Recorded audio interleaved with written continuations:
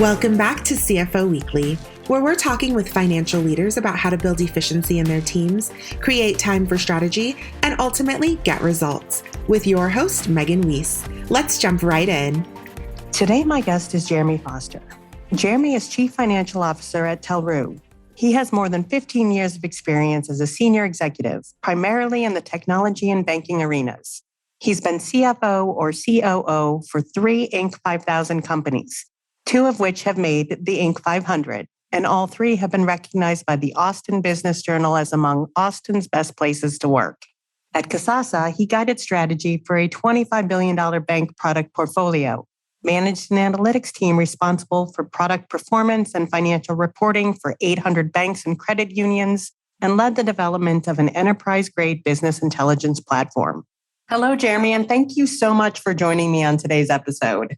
You bet. Thanks for making time to visit. Yeah, today we're going to be discussing your journey as a CFO, the role of a CFO at fast-growing companies, and how to support that growth through some fundraising. And I'm looking forward to learning from you today. So let's go ahead and get started. Sounds good. Let's start with you. So if you could just tell us a little bit about your career journey and how it is you got to where you are today, that would be great. Yeah, my career journey is probably a little unorthodox. I actually started in marketing. I started out as marketing director of a community bank in New Mexico and West Texas. Ended up getting promoted to lead operations, retail, and marketing for them. It was a great experience. We grew that to $600 million in assets.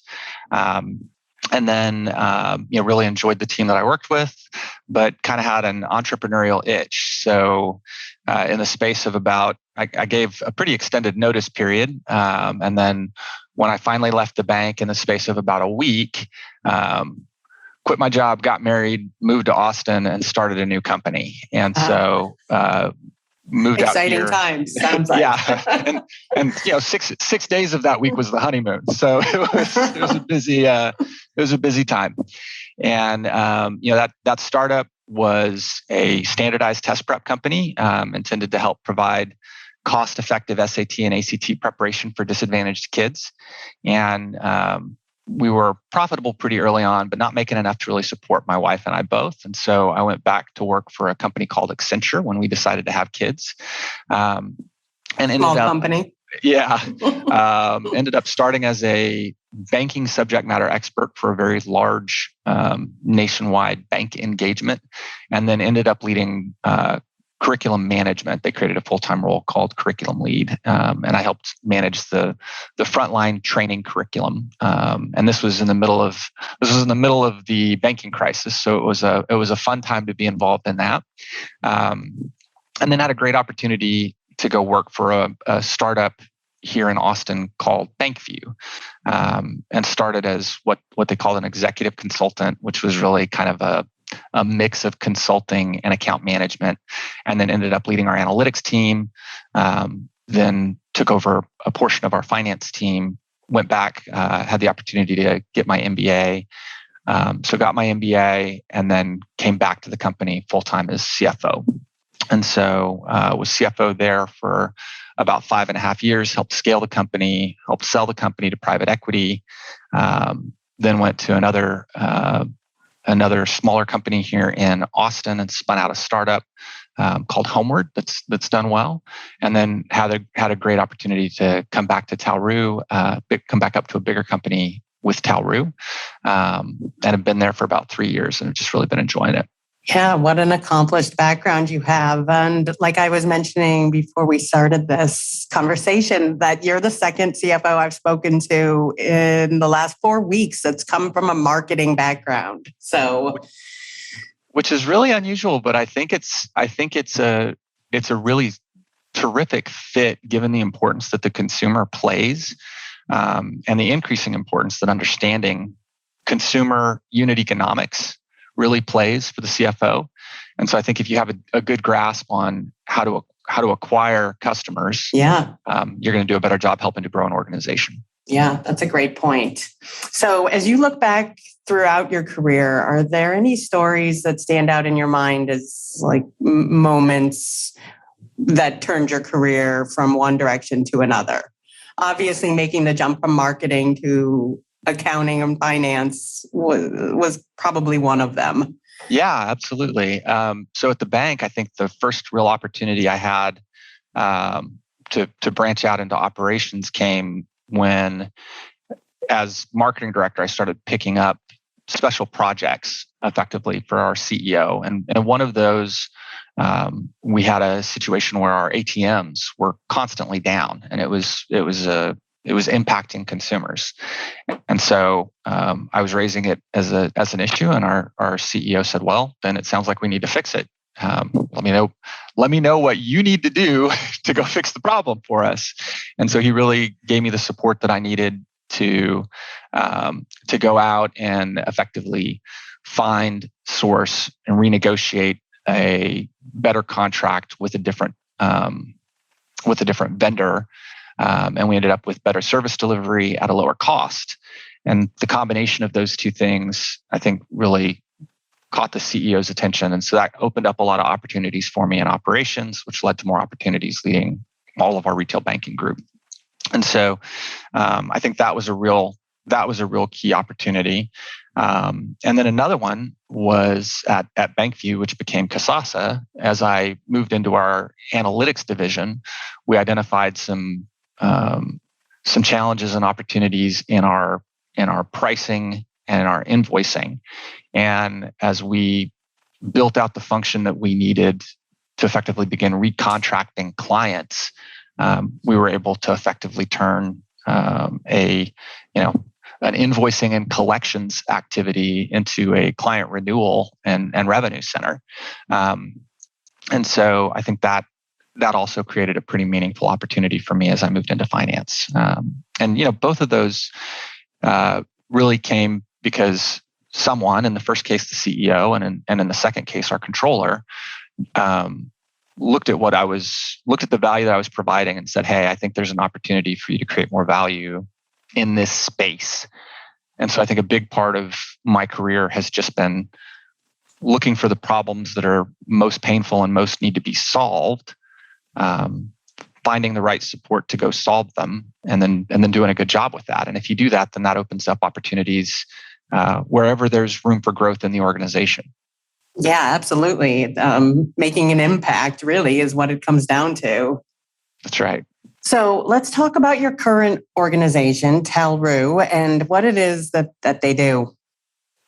Yeah, so Talroo provides quality candidates primarily in the essential worker space to medium-sized and enterprise businesses. And we do it really with what we call the Talroo ad platform, TAP for short. And that includes three primary product stacks. So we have Talroo Pro, which is a mix of programmatic advertising and search capabilities. So in the HCM, the human capital markets and HR space, kind of one of the buzzwords is programmatic, which basically means allocating your ad spend to channels that are going to drive the candidates that you want. And that's really about half of the solution. The other half is making sure that you have the search and match technology capabilities to identify good candidates and help place them. And so with Talroo, what that really translates to is the technology that would allow us to have a client set, for example, a target cost per applicant.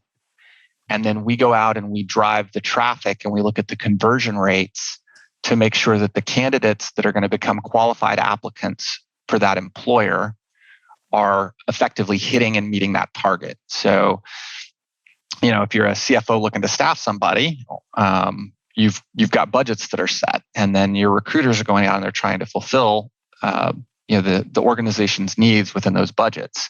And Talroo really has the technology to allow us to help make that possible.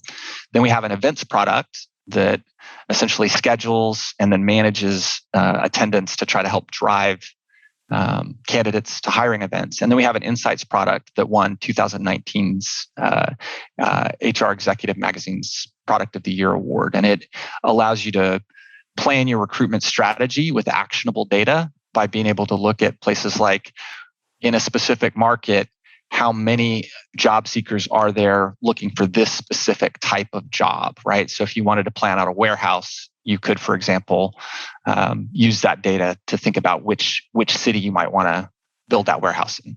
Wow. I imagine you've seen demand explode in the last we have 12 months or so. Yeah. So I think the overall industry, the best estimates we've seen, overall in the industry are that the total addressable market, total amount of spend in the recruitment marketing space is going to go up by about 25-30%.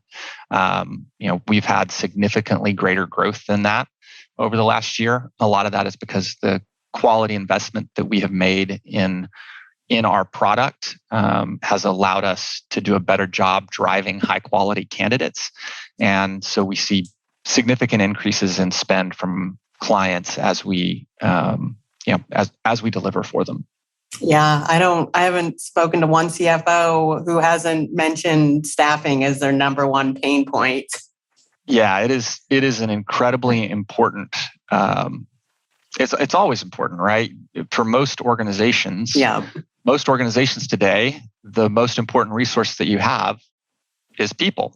And when there's a shortage of talented people, that really shifts things a lot. And so a big part of what we've seen with kind of the great resignation that we've seen over the last couple of years is that the tight labor market has really forced companies to rethink talent acquisition and to put a priority on it the same way that they've always placed on customer acquisition. And both of those are really marketing functions. And so if you don't have that capability, or even if you do and you just need an additional source, then we've really seen significant additional focus and investment from companies to meet that gap and meet that need. And so you've been with that company now for 3 years. What have been your proudest achievements? I think I would say a couple of the key achievements for us have been, one is really building out a direct sales team that can deploy our products and sell our products directly to customers. So, our CEO has known from the beginning that there's going to be a tremendous opportunity in retail. That's really been kind of the driving vision for the company for quite a while. We've had terrific products and terrific software for a long time, but we really needed to invest in and build out the capabilities to reach the market. And so we brought on a really talented sales leader. We built out a lot of the operational processes, have invested considerably in tools and in our sales force, and we've really seen a tremendous amount of growth as a result of that. And so I would say that's been a real key for us as a team. I'd say another one that was important was really that, we began making that transition right before COVID hit. And then, Q2 and Q3 of 2020 were difficult for a lot of companies, and we were no exception. And so really figuring out how we were going to manage to continue moving forward with those investments in a time when the natural impulse is to retrench, right? The natural impulse is to pull back. I think the organizational courage to continue to move forward and making investments in growth when there are signs that you are having to be responsive to and you are having to plan for poor case scenarios, but really putting in place plans that say, okay, if things don't go well, this is what this looks like, and if things do go well, this is what this looks like, and then really deciding to move forward, kind of like I said, as an organization with a spirit of optimism and intentionality when things look bleak. I think that's a moment of pride for the whole company, I think. Yeah, absolutely. I mean, the world pretty much shut down for at least a few months in 2020. So for you guys to keep moving forward says a lot. Yeah. Okay, so Telroo has been named as a top place to work within Austin for 5 consecutive years, which is really saying a lot. So as a CFO, how do you help prioritize and support the investments that are necessary to reinforce this type of success when it comes to Telroo's work culture? So a lot of it is really about making, culture really, it does start at the top, and our CEO, has always been very focused on our work culture. And one of the key ways that we do that is with Talroo experiences. So if you think about what people remember and what people think about, certainly people care about compensation, and people care about having a great break room, right? But people also care a lot about experiences, and sometimes experiences are a lot less expensive to arrange than buying a new building, right? And so looking at where we can make the biggest difference and the biggest impact from a culture perspective, bang for the buck, I think is a key function of the CFO. I'd also say that one of the most important parts of culture is making sure that you're bringing in the right people, and then making sure that you have a high level of transparency within the organization. And I would argue that for any company, transparency is, if not the most important function of a CFO, certainly one of the most important functions of a CFO. And so I'd say that that's really key for keeping a company a great place to work. Yeah, I think transparency is probably even more important these days, with most of the workforce, in many cases, still being remote. Mm-hmm. Absolutely. Yeah, that's awesome. I mean, I'm sure that helps you guys retain employees in a time when employee retention is not easy. It does. Just curious, what kind of experiences? So, we do everything ranging from large group experiences. One of my favorites was actually one that was, during my first year as CFO, we had a big casino night poker party. We also have an RV that we will allow employees to check out and take with them for the weekend when they've done, when they've made some meaningful contribution. We're a sponsor of Austin FC, which is the soccer team here in Austin, and we have tickets that we share out to employees. So it's really about we do more regular touch points, right? So to your point about a remote workforce, we have always had this fantastic break room, and lunches used to be a big thing. Well, as we began to move remote, fell off. And so part of what we did is we formed partnerships with some of the food delivery services, and just started setting aside essentially budget for what we call management mingles, where every executive in the company, basically every month is meeting with a team of 7 or 8 folks, and we're all having a lunch, and everybody can order their lunch in. So it's making sure that we have opportunities for people to connect with each other, and for people to also do things that they're going to remember. Yeah, and that goes so far in making work a fun experience for people. And I love that you guys have an RV and let people take it for the weekend. Okay, so you've been a CFO or COO for several fast-growing companies now. And as someone with experience working in this kind of environment, what have you found that growth companies want from their CFO?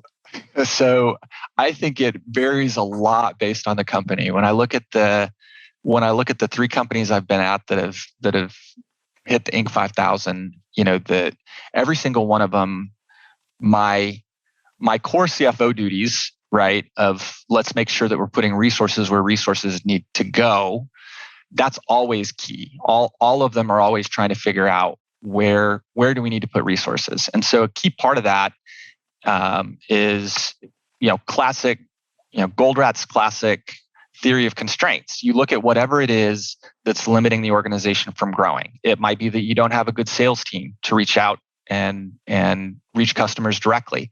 It might be that you don't have the deadlines that are necessary to fully make the investments that you might need to make in product. You might have a product that's panning out, and you've already got a model that's working, and you just need to gather the funding to pour fuel on the fire. It might be that you don't have a fundable model. You you have a great sales team, but you don't actually have the key product. There's not any demand there. And so in that case, you have to think, that's probably the biggest of those challenges. You have to think about how do I go back and work with the team to help us identify what types of products are going to have opportunity in the market space. And so it really depends on, I think, the organization, how you supplement that CFO role. But I would say that it always starts from the perspective of what's limiting the organization's objectives. With high growth organizations, that's typically what's limiting growth. Yeah, that's great advice. And switching gears just a bit. So from Talroo to one of your previous employers, Kasasa, you guided strategy for a $25 billion bank product while you were at Kasasa. So talk to us about what that process was like.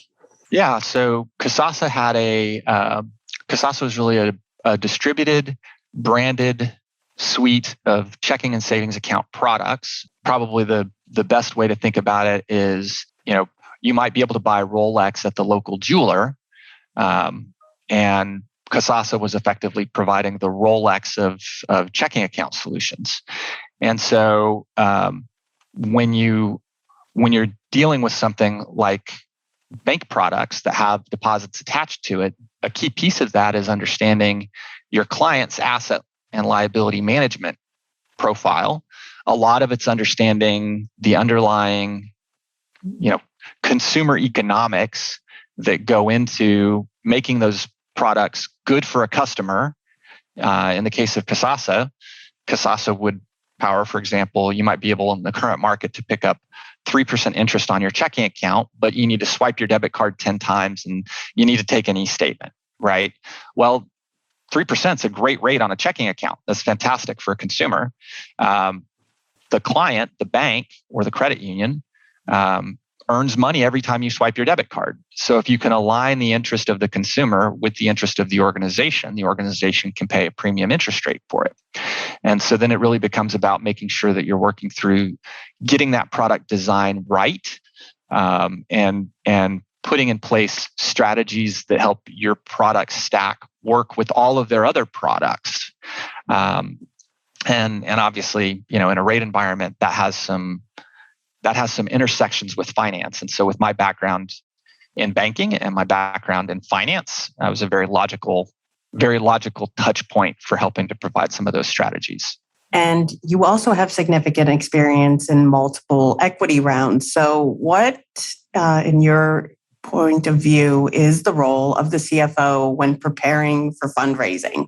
I think, other than to pull together, obviously, the financial statements. Yeah, I think the CFO should be instrumental. Well, I shouldn't say should be. I think for me, a lot of my capabilities are around kind of financial architecture and design. And so part of what that brings with it is the ability to go back and really look at the underlying business model. And so within that, I think you really have three key building blocks that any investor, at least any modern investor, is really typically going to look at. They're going to want to know what's the lifetime value of a customer, right? How much total revenue and gross profit are you going to generate from each customer?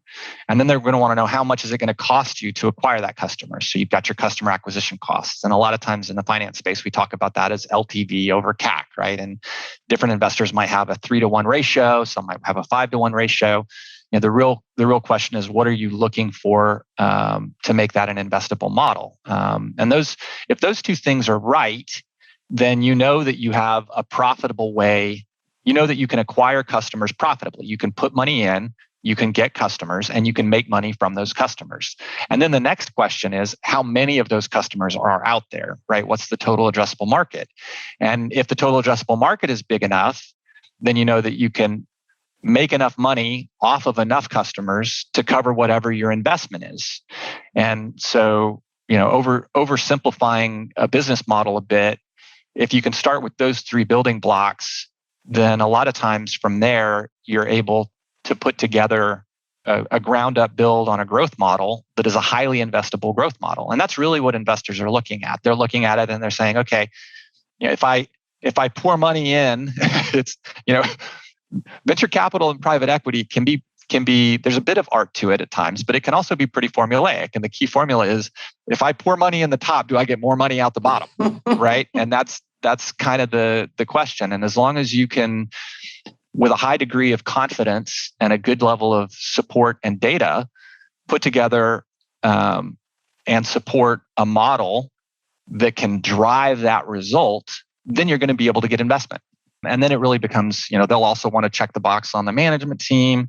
They'll want to make sure that all the metrics that you're providing, check out with environmental trends. But if those numbers are right, the rest, I don't want to say it all takes care of itself, but it all certainly is a lot easier to manage if those numbers check out. Yeah, and your point just reminds me of a conversation I had a while ago with the CFO, and the topic for that podcast was storytelling and the importance of being a good storyteller as a CFO. And I'm sure when it comes to private equity, being able to tell the organization's story and convince them is what it all comes down to.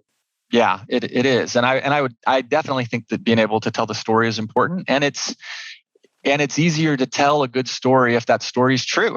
Right? And so sometimes you walk in and that's exactly what's been missing, right? You walk in and the business has a great product and they have they already have good acquisition. They just haven't thought about how to tell that story. Sometimes you walk in and one piece of that is missing. So you have good lifetime value from your customers, but you don't have an effective sales delivery channel to go out and acquire those customers. Well, then you got to figure out how you're going to build it, right? And you have to figure out how to make those numbers work. Sometimes, like I said, the harder part is if you walk into a situation where you don't have that lifetime value and the customers that you have today aren't driving that kind of value, then you really have to go through a full rethink. But if you having the irrelevant product, I'm sure is probably the worst possible thing to have. By far, everything else ends up feeling pretty mechanical. If you walk into a situation where you've got a great product and you've got customers that like it, from there everything starts to feel pretty easy. So, what advice do you have for CFOs who are looking to drive strategic value within their organizations to grow revenue and margin? Yeah, the first key I think is looking at what the organization does well and doesn't do well, right? Typical SWOT analysis. And that'll give you an idea of what the organization's capabilities are. And then really looking for opportunities to drive extra value inside or outside the organization. And then it's really about figuring out how you get the resources necessary to take advantage of those opportunities. So one of the places I worked, at the time I took over as CFO, the model wasn't really fundable, and we didn't really have a great opportunity to go out and raise additional money at that point in time. And so we were spending a lot of money on legal expense that was really kind of routine legal. It wasn't like we had big lawsuits or any kind of issues like that. It was just a lot of legal expense that had all been outsourced to manage contracts. And so we built out a contract management function. We saved $500,000 in legal expense annually. We took a small portion of that and began to build out an FP&A team. And then the rest of it really went over to product, right? To helping us build out the new products that we needed to get in front of the clients. And so thinking about where you can find the money, and a lot of times the CFOs may think that it's more about moving money from one bucket to another. Sometimes executives in any space in the organization are focused on growing their division. Everybody tends to come at it from a perspective of, well, I can manage the money better than anybody else can. But really the better question is, where does the money need to be spent for the company and who's in the best role to do that? And so, in some instances, like I said, in the example I just gave, legal reported up to me. I made my organization more efficient then we took money away from my organization and I gave that somewhere else, right? I reallocated that to a team that needed it because that was where the opportunity for the business was. And so I think one of the keys, if you want to be a strategic CFO, the key is to stop thinking about how do I make finance bigger or how do I make finance more powerful? And it's more about how do I make the organization more successful and where is the best place to find those resources and reallocate those resources so that the company can grow. And if you do that, then one, you've inherently become more strategic because you're thinking about the company instead of about your team. You start to get invited into strategic conversations across the organization in a more meaningful way because people know that you're not there to build your empire. You're there to make the company more successful and hopefully make each department more successful in that process. Yeah, that's very good advice. I'm sure success for any organization is a team effort and not just, a bunch of sole contributors trying to get to the top. Right.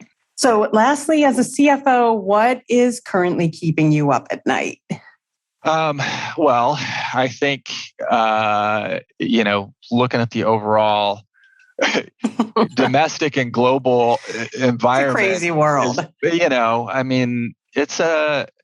There are macro forces at work that in some places have been pretty predictable and in some ways have not been predictable, but certainly almost none of us can realistically predict the outcome of being on the potential verge of World War III, of having incredibly high inflation rates, of all of a Federal Reserve that might implement economic policies that restrict growth to try to deal with that inflation. All of these are factors and forces that we have to be aware of. And I think most of us, myself included, are kept up at night by the things that are outside of our control. And right now in the environment, there's a lot of that. Yeah, definitely tumultuous times. But to our point earlier, you can't just sit still and freeze and not move forward. So that's right. And so you just keep making the best moves that you can in the environment that you're in and in the environment that you think you're most likely to be in. And you have contingency plans. Jeremy, thank you very much for taking the time to speak with me today. Yeah, it was great to visit with you. Thank you for making time and inviting me on. Yeah, I've enjoyed our conversation and all the insights that you've provided. And I want to wish you and Telroo all the best. It sounds like the two of you are both doing amazing things. And to all of my listeners, thank you for tuning in. And until next week, take care. Thanks, Megan. You have a great day. If you're ready to boost efficiency and streamline your accounting processes at significant cost savings, it's time to talk with Personiv. Their people-powered solutions have transformed the delivery of back-office tasks and general accounting functions for decades, partnering with clients to provide everything from accounts payable to payroll services. See what Personiv can do for you by visiting personiv.com. You've been listening to CFO Weekly, presented by Personiv. Please subscribe wherever you get your podcasts to hear all of our episodes. Want to learn more? Check out personiv.com. Thanks for listening.